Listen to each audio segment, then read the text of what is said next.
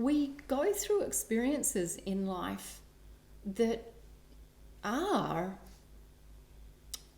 whether we call that negative in nature or conflicted in nature, and that's actually necessary and part of our development. So rather than thinking, oh well, the way to our fulfillment and happiness is to always have a positive mind and to strengthen and build up positive affirmations and live by that and make sure your whole being is focused in that. Well, actually that can make you less happy because it's an unrealistic expectation. It's an unrealistic mindset and method.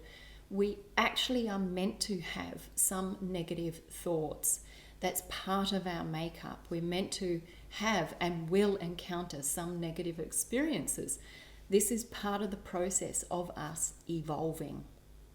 So, have I always had positive thoughts and positive experiences? Hell no. There have been great challenges in my life. However, what I have always had is an awareness, a deep-rooted consciousness, and the capacity to witness that and embrace it and accept it and work with it. So rather than resisting and rejecting and trying to cut off certain parts of myself or to get away from them, I embodied a deeply engaged state.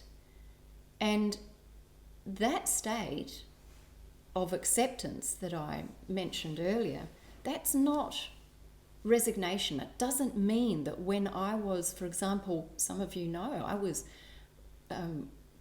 brutally beaten, violated, and nearly killed. So it doesn't mean that I was resigned in that situation. I wasn't in a state of resignation that goes, oh, well, that's it, I'm being killed. Was I in a completely positive mindset? Of course not. I was being brutally beaten. That man was trying to kill me. So of course, at the relative level, that was extremely intense. It was utterly excruciating. Yet, within it, I had absolutely engaged awareness. I completely and utterly accepted that's where I was. There wasn't any part of me trying to run away from it, cut it off, or reject what was happening, but rather to be completely and utterly consciously engaged with it.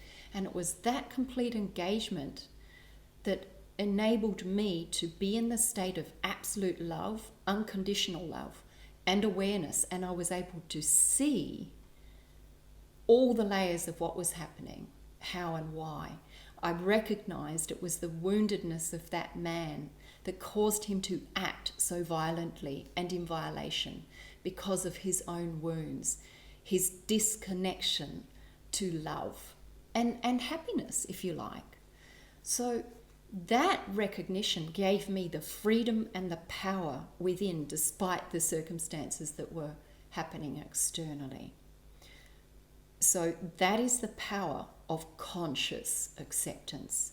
It doesn't matter what we are faced with, we are able to respond and find a deeper level of presence and a higher response.